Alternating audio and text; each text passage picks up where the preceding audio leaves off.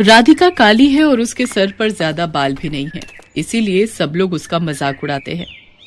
अरे वो देख, टकली काली चुड़ैल जा रही है। पता नहीं भगवान ने इसे बनाया है क्यों, इसे देखने से मुझे उल्टी आती है भाई।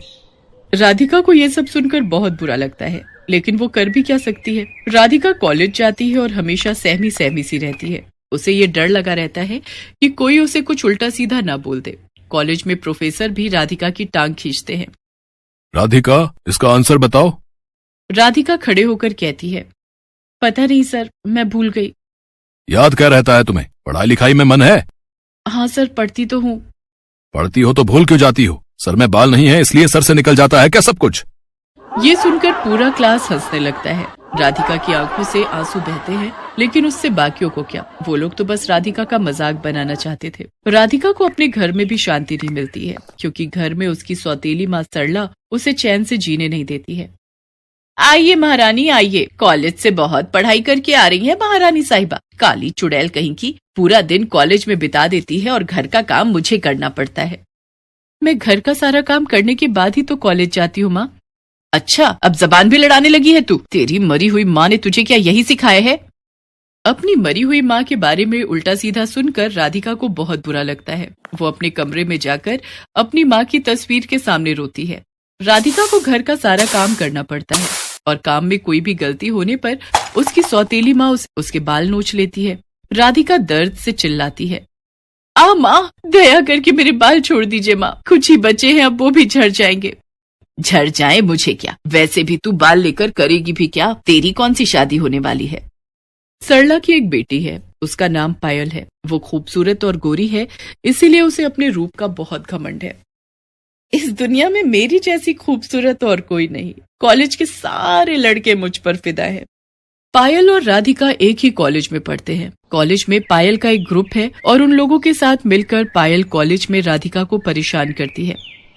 दोस्तों, आज टकली राधिका कॉलेज आने वाली है। आज हम उसके पीछे कुत्ते को छोड़ देंगे, बहुत मजा आएगा। कुछ देर बाद राधिका कॉलेज में आती है और देखती है कि पायल और उसका ग्रुप एक कुत्ते को लेकर खड़े हैं। क्या बात है, तुम सब लोग मेरी ओर ऐसे क्यों देख रहे हो?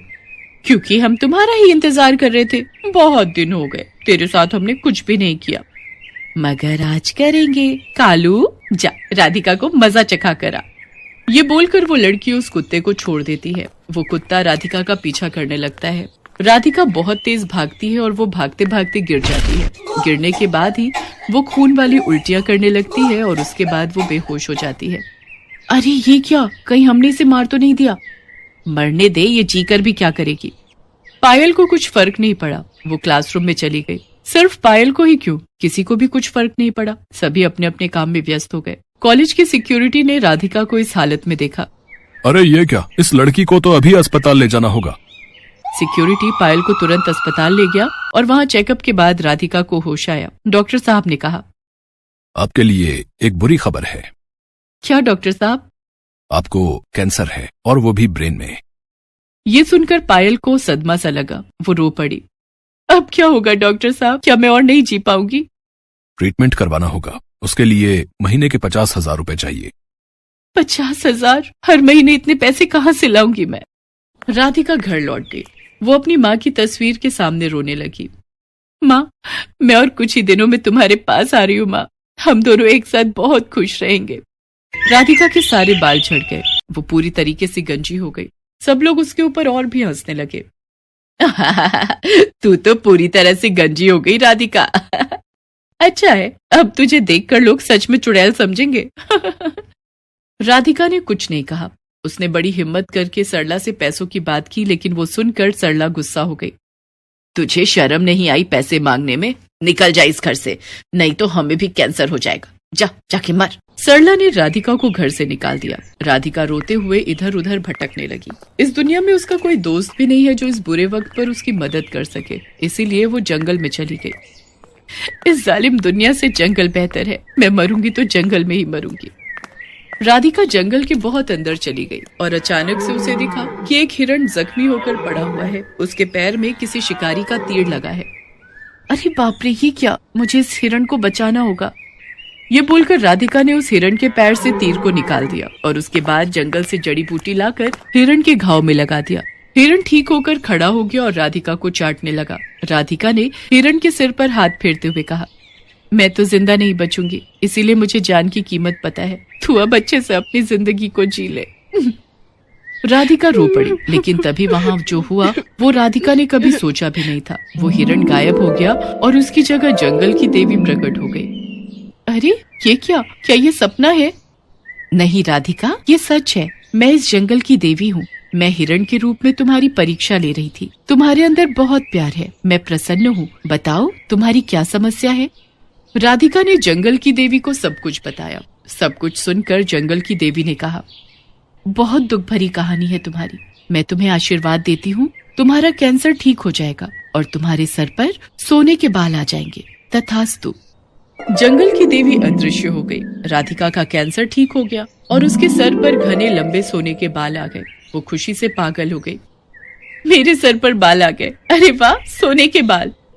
राधिका जंगल से निकलकर रास्ते में चली आई और उसे देखकर लोगों के होश उड़ गए। जो लड़के उसकी ओर देखना भी नहीं चाहते थे, वो लड़के राधिका के सुनहरे बाल देखते ही उसके प्यार में पागल हो गए। अरे राधिका, ये क्या, तुम तो बिल्कुल ही बदल गई। यार Radhika, I love you, please मुझे अपना बॉयफ्रेंड बना ले। नहीं, मैं किसी अरे गहरे को अपना बॉयफ्रेंड नहीं बनाती। राधिका के सोने के बाल है, ये बात चारों तरफ फैल गई। पायल ने कहा, वो राधिका तो फेमस हो गई, सारे लड़के उसी के पीछे पागल हैं। मुझे भी चाहिए सोने के बाल। पायल राधिका के पास गई और उससे सोने के बालों के बारे में पूछा। राधिका ने भी बता दिया कि जंगल की देवी ने ही उसे ये बाल दिए हैं। पायल सीधा जंगल पहुंच गई और जंगल की देवी की खोज करने लगी। जंगल की देवी, सामने आइए, जंगल की देवी। लेकिन सामने कोई नहीं आया। कुछ देर चलते ही पायल को एक जख्मी हिरण दिखा। उसके पैर पर तीर लगा है और वो दर्द से तड़प रहा है। अरे ये क्या, ये हिरण तो मर रहा है। एक काम करती हूँ, इसे मारकर इसके सींग ले लेती हूँ, बहुत पैसे मिलेंगे। पायल ने उस हिरण को मारने की कोशिश की, लेकिन तभी वो हिरण जंगल की देवी में बदल गया और देवी ने बड़े गुस्से से कहा, तुम लालची हो, तुम पापी हो, तुम्हें सजा मिलेगी। तुम्हें सोने के बाल चाहिए थे ना? मैं तुम्हें श्राप देती हूँ, तुम्हारे सारे बाल झड़ जाएंगे, तुम काली हो जाओगी और तुम्हारे चेहरे पर बहुत सारे दाग हो जाएंगे।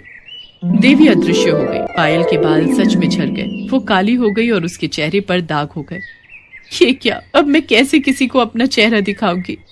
पायल रोती रही। उसे अपने किए की सजा मिल गई। इसके बाद से पायल ने कभी घर के बाहर कदम भी नहीं रखा और राधिका को परेशान भी नहीं किया। राधिका सोने के बाल लेकर घूमती रही और उसने एक अमीर लड़के से शादी भी कर ली और खुशी खुशी जिंदगी बिताने लगी।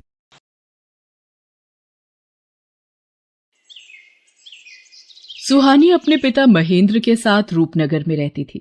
बचपन में जब सुहानी की मां का देहांत हो गया तो उसके पिता ने दूसरा विवाह कर लिया। सुहानी की सौतेली मां सुधा शादी के बाद अपनी बेटी ज्योति को भी साथ लाई थी। सुहानी और ज्योति अब बड़ी हो चुकी थी। सुहानी देखने में बहुत सुंदर थी। उसके लंबे काले और घने बाल उसकी सुंदरता में चार चांद लगा देते थे। ये देखकर सुधा सुहानी से बहुत ईर्ष्या करती थी। एक दिन, ज्योति, तुझे कितनी बार बोला है तू भी सुहानी जैसे सुंदर बालों वाली बन। देख उसके बाल कितने काले, लंबे और घने हैं। पता नहीं कितने महंगे महंगे इत्र और खुशबू वाली जड़ी बूटियां लाकर दी हुई हैं। पर तुझे घूमने से फुर्सत मिले तो तू बालों पर ध्यान देना। सुहानी को देख कितने सुंदर बाल है उसके।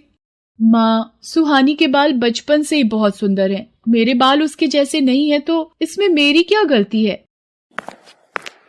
सुधा, सुहानी के लिए जो रिश्ते की बात की थी उन लोगों को सुहानी पसंद आ गई है। वो लोग अगले महीने ही विवाह के लिए बोल रहे हैं। मैं सुहानी को ये खुशखबरी बताकर आता हूँ। पिताजी, मैं आपको छोड़कर कहीं नहीं जाऊंगी। मुझे कोई विवाह नहीं करना। नहीं सुहानी बेटिया, हर कन्या के पिता को ये आस होती है कि उसकी पुत्री विवाह करके सकुशल अपनी ससुराल जाए। और फिर धर्मचंद जी जाने माने व्यापारी हैं, तो उनके पुत्र के साथ बहुत खुश रहेगी। और फिर सुहानी की शादी धर्मचंद जी के बेटे सुमेर चंद के साथ हो जाती है। सुहानी को अच्छा और पैसे वाला घर मिलता देख सुधा जलन से भर जाती है। मेरी पुत्री ज्योति का रिश्ता भी तो इतने बड़े सेठ के घर हो सकता था, पर इस सुहानी की वजह से ये संभव नहीं हो पाया। मैं भी देखती हूँ इसका विवाह इतने बड़े घराने में कैसे होता है। मेरी ये दवाई अपना असर दिखा देगी। सुहानी, जाओ जल्दी से स्नान कर लो, फिर विवाह के लिए तैयार भी होना है। हे भगवान, मेरे बाल कहाँ गए? मेरे सिर के तो सारे बाल गायब हो गए। ये कैसे हो गया? मैं गंजी हो गई। मेरे बाल कहाँ चले गए? पिताजी, पता नहीं, मैं नहाकर बाहर आई हूँ तो देखा मेरे सिर पर बाल नहीं है। पिताजी, अब मैं क्या करूँ? हे राम, ये क्या हो गया? तुम्हारे बालों से तो तुम्हारी सुंदरता थी, अब तुम गंजी हो गई हो। अब तो कोई भी तुमसे विवाह नहीं करेगा। ये सब क्या हो गया प्रभु? मेरी बेटी के साथ ऐसा क्यों हुआ? मेरी बेटी ने कभी किसी का बुरा नहीं चाहा, फिर उसको ही ये दुख क्यों मिला? सुहानी का रिश्ता टूट जाता है। महेंद्र भी सुहानी को लेकर अब बहुत दुखी रहने लगा था। सुहानी जब अपने पिता को दुखी देखती तो वो भी फूट फूट कर रो पड़ती थी, और ऐसा होते देख सुधा और ज्योति मन ही मन बहुत खुश होती थी। अब तो नगर के लोग भी जब सुहानी को देखते तो उसे गंजी कहकर उससे डर कर भाग जाते। अरे, ये गंजी लड़की कितनी बदसूरत दिखाई पड़ती है। हाँ बहन, इसे देखकर तो डर लग रहा है। चलो यहाँ से चलते हैं। हे भगवान, सब लोग मेरे से नफरत करते हैं। मेरे भी सपने थे कि मेरा विवाह होगा, मैं भी अपने ससुराल जाऊंगी। मेरे सारे सपने चूर चूर हो गए। मेरी वजह से मेरे पिताजी भी आज दुखी है। फिर मैं जीकर क्या करूंगी? तभी सुहानी के सामने उसकी माँ प्रकट होती है। माँ, आप कहाँ चली गई थी मुझे इस दुनिया में अकेला छोड़कर? मैं तुम्हारी मदद के लिए धरती पर आई हूँ। तुम बहुत अच्छी लड़की हो। अब तुम्हें निराश होने की आवश्यकता नहीं है। मैं तुम्हें ऐसे बाल दूंगी जिन्हें देखकर लोग तुम्हें कभी नहीं भूल पाएंगे। मैं तुम्हें सोने चांदी के बाल प्रदान करूंगी। जैसे ही सुहानी की माँ सुहानी के सिर पर हाथ फेरती है, सुहानी के सिर पर सोने चांदी के बाल आ जाते हैं। सोने चांदी के सुनहरे चमकते बाल सुहानी की खूबसूरती को और बढ़ा रहे थे। माँ, ये सोने चांदी के बाल तो बहुत खूबसूरत हैं। आपका बहुत बहुत धन्यवाद। आपने मुझे फिर से सुंदर बना दिया। आपने मेरी सारी परेशानी दूर कर दी। खुशी खुशी अपने घर जाओ सुहानी। अब कभी भी उदास नहीं होना। मेरा आशीर्वाद सदैव तुम्हारे साथ है। सुहानी खुशी खुशी घर की ओर चल पड़ती है। तभी रास्ते में नगर के राजकुमार की सवारी जा रही थी, इसलिए रास्ते पर चलते लोगों को कुछ देर के लिए रुकने के लिए कहा जाता है। नगर के राजकुमार को देखने के लिए कितनी भीड़ लग गई है। भीड़ में से निकलने की कोशिश करती हूँ। ये सोने चांदी के बाल वाली लड़की, अरे भीड़ में इसका चेहरा दिखाई नहीं पड़ रहा। कितने सुंदर बाल हैं इसके। कहाँ गायब हो गई? हम रथ से उतर कर भी नहीं जा सकते। ओहो, कितने सुंदर बाल थे उसके। वो तो खुद भी कितनी खूबसूरत होगी। सुहानी घर पहुँचती है। मैं अपने बालों को इस दुपट्टे से ढक लेती हूँ, नहीं तो माँ ढेरों सवाल पूछ लेंगी। मैंने इसकी ऐसी हालत कर दी है कि इसे अपने गंजे सिर को छुपाना पड़ता है। माँ, तुमने बहुत सही किया इस सुहानी के बाल गायब करके। सुहानी अपने कमरे में आ जाती है। उधर राजकुमार सूरज सिंह सुहानी के ही ख्यालों में डूबा हुआ होता है। वो सुहानी को याद करते हुए एक तस्वीर बनाता है। राजकुमार सूरज सिंह, आपके स्वयंवर की सारी तैयारियां हो गई हैं। दूर दूर से राजकुमारियों के लिए संदेश भिजवाया गया है, पर ये तुम क्या बना रहे हो? बिना चेहरे की तस्वीर? पिताजी, ये तस्वीर उस लड़की की है जिसके सोने चांदी के बाल हैं, और मैंने निश्चय किया है कि मैं इसी लड़की से विवाह करूंगा। बस मुझे उसे ढूंढना है, और वो कहाँ मिलेगी मैं यही सोच रहा हूँ। पुत्र, सोने चांदी के बाल वाली लड़की सिर्फ कहानियों में होती है। तुम ऐसी लड़की कहाँ ढूंढोगे? ये जिद छोड़ दो। पिताजी, चाहे मुझे पूरे नगर में ऐलान ही क्यों ना करवाना पड़े, मुझे सोने चांदी के बाल वाली लड़की ढूंढनी है, और जिस लड़की के भी बाल सोने चांदी के होंगे मैं उसी से विवाह करूंगा। सेनापति जी, नगर में ढिंढोरा पिटवा दिया जाए। जिस लड़की के भी बाल सोने चांदी के हैं, हम उसी लड़की से विवाह करेंगे। राजकुमार के कहने पर नगर में ढिंढोरा पिटवा दिया जाता है। क्या राजकुमार सूरज सिंह उस लड़की से विवाह करेंगे जिसके बाल सोने चांदी के होंगे? मैं कल ही अपनी बेटी ज्योति के बालों में सोने और चांदी का पानी लगा दूंगी। राजकुमार को क्या पता लगेगा, और विवाह के बाद तो उन्हें ज्योति को स्वीकारना ही होगा। हाँ, ये ठीक रहेगा।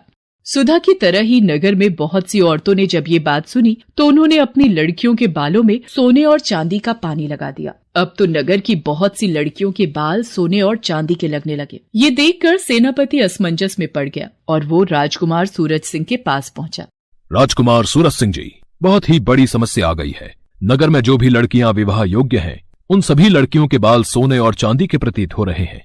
समझ में नहीं आ रहा है कि कौन सी लड़की है जिसके बाल सचमुच सोने चांदी के हैं। सच का पता लगाने के लिए मेरे पास एक उपाय है। नगर की सभी लड़कियों को राजमहल में बुलाया जाए। सेनापति नगर की सभी लड़कियों को राजमहल में आने का संदेशा देता है। ये लड़की कौन है? इसे भी महल में चलने का आदेश दो। सेनापति जी, पर ये तो गंजी है। सेनापति सुधा की बातों पर ध्यान नहीं देता और ज्योति के साथ साथ वो सुहानी को भी राजमहल ले जाता है। आप सबको मैंने इसलिए आमंत्रित किया है कि मैं अपने लिए उचित वधू ढूंढ सकूं, पर आप सबने ही अपने बाल सोने और चांदी के कर लिए। अब एक एक करके सभी कन्याएं इस फव्वारे के नीचे खड़ी होंगी और बालों की सच्चाई सामने आ जाएगी। ये क्या हो रहा है? अब तो ज्योति की सच्चाई राजकुमार के सामने आ जाएगी कि इसके बालों में सोने चांदी का पानी चढ़ा हुआ है। एक एक करके सभी लड़कियां फव्वारे के नीचे खड़ी होती हैं और उनके बाल धुलकर पहले जैसे हो जाते हैं। बस ये आखिरी लड़की रह गई है राजकुमार, इसे भी फव्वारे के नीचे खड़ा करना है। पर ये तो गंजी है, इसके बाल तो मैंने हो, ये मैं क्या बोलने जा रही थी। इनमें से तो कोई भी लड़की सोने चांदी के बाल वाली नहीं निकली। पता नहीं वो कौन थी, बस ये आखिरी उम्मीद रह गई है। सुहानी घबराते हुए सिर से अपना दुपट्टा उतारती है। सुधा और नगर के सभी लोगों की निगाहें सुहानी के सोने चांदी के बाल देखकर दंग रह जाती हैं। सुहानी फव्वारे के नीचे खड़ी हो जाती है। उसके बाल तो सचमुच सोने चांदी के थे। ये देखकर राजकुमार खुश हो जाता है। हम तुमसे विवाह करना चाहते हैं, क्या तुम्हें मंजूर है? आपको पति के रूप में पाना मेरा सौभाग्य है, पर मेरे बिना पिताजी। सुहानी बेटी, अब वक्त आ गया है तू इस दुख भरी जिंदगी से आजाद हो जाए और खुली हवा में सांस ले सके। तुझे जीवन में बहुत दुख मिले हैं, पर अब राजकुमार सूरज सिंह के साथ विवाह करके तुम बहुत खुश रहोगी। सदा खुश रहो मेरी बच्ची। सुहानी को उसकी अच्छाई का फल मिल जाता है और राजकुमार सूरज सिंह के साथ उसका विवाह संपन्न हो जाता है और सुधा अपने हाथ मलती रह जाती है।